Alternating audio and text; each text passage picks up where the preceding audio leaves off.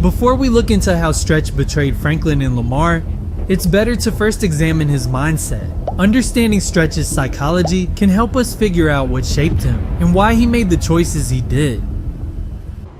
Harold Stretch Joseph was born in Los Santos and joined the Chamberlain Gangster Families at an early age. He eventually worked his way up through the ranks, becoming a senior and respected member known as an OG within the gang. You might be asking yourself, how did Stretch gain his power? Well, Stretch is depicted as bloodthirsty and trigger-happy, often resorting to violence without hesitation. His actions speak for themselves, like when he murdered the OCB gang leader known as D, leaving OGD to bleed to death when a deal went sideways. This is a showcase of his willingness to kill, to assert dominance, or settle scores. This made him valuable to the gang, because they had another crash dummy who would carry out orders without question, murdering rival gang members, and if needed even their own.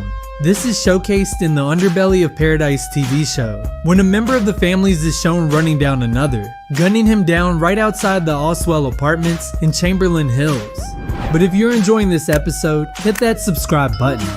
To become a main shooter in the family's gang, you must be ruthless enough to go against your own, no matter how close you are. Stretch already knew this though, and wanted to climb high as he could in the ranks, to the point that he would be able to insert his power over all the little homies, forcing them to do his bidding. This is something we see with Lamar and Franklin when they decide to break away and form their own family set.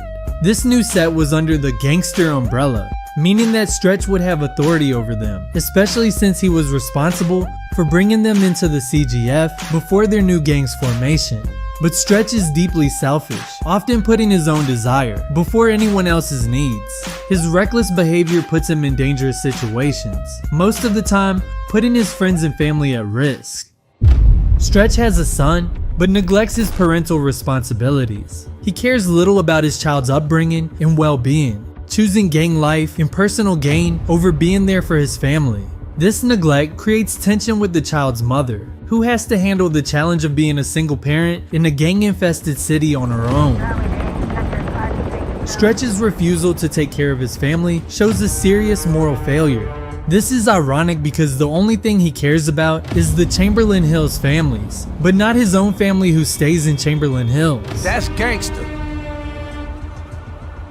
He also neglects his role as a gang leader, putting those under him in risky situations that can harm his little homies. His pursuit of power and status in the streets only leaves room for one, and that's himself.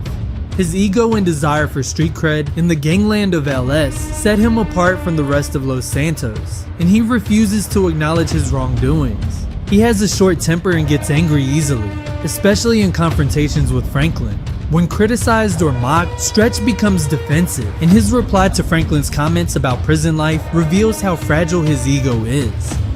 I wouldn't be surprised if he would kill his own family to boost his status and achieve his goals. But Stretch's transformation into the ruthless gang leader he is today can be traced back to a tough upbringing filled with gang culture and violence. So here's how his background shaped his personality and devilish behavior. Growing up in a gang-affiliated neighborhood, Stretch was surrounded by violence from a young age. This constant exposure made him numb to it, teaching him that aggression was the main way to solve problems. He quickly learned that power and respect came from instilling fear and using brutality.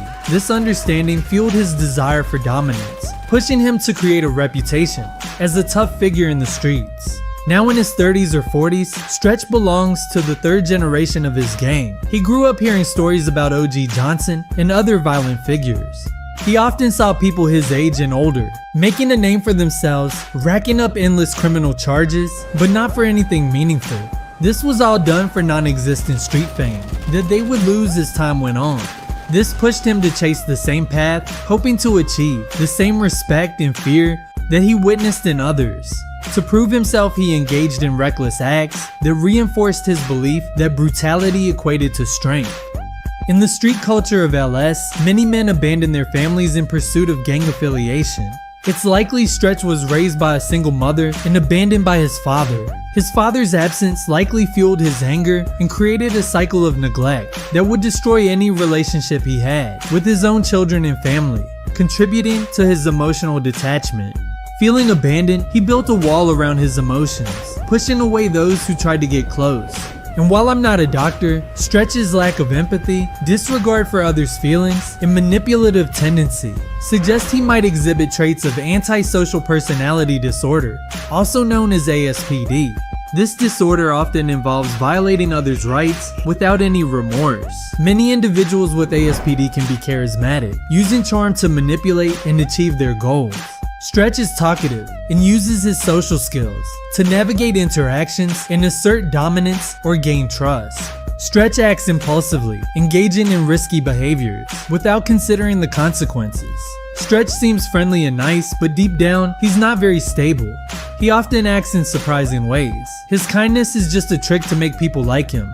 Now we can see how he betrayed others outside of his family. Stretch's betrayal of Franklin and Lamar boiled down to control, profit, and fear of losing power over the gang.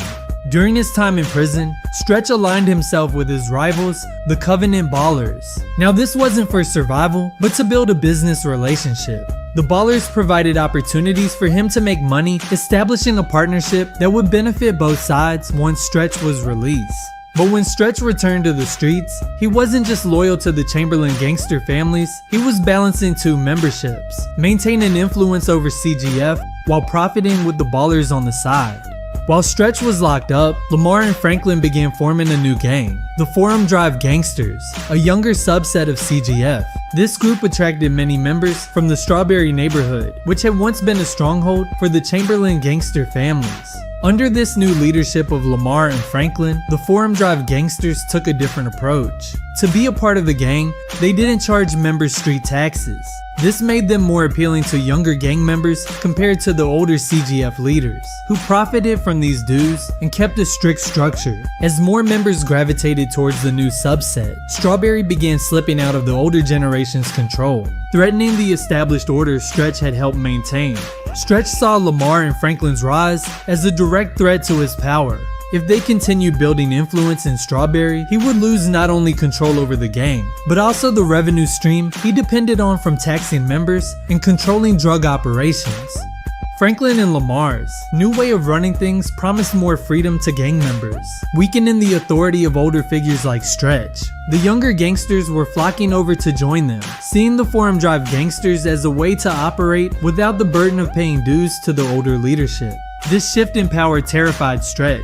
He knew that if Franklin and Lamar succeeded in solidifying their gang, then the Chamberlain Gangster Families and other family sets would fall, and he would no longer be able to manipulate members for his own profit, leaving Stretch and the other leaders irrelevant.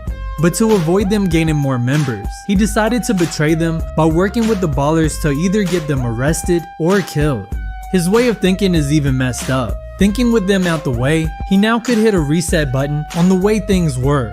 However, what Stretch didn't realize was that the Ballers gained more from this alliance than he did. The Ballers could easily double-cross him in the drug trade, using their power to expand deeper into CGF territory, which we can see them moving comfortably around the Killer Hills with OG Stretch during Michael's visit to the hood, likely being a foreshadow of how Grove Street would lose their hood to the Ballers.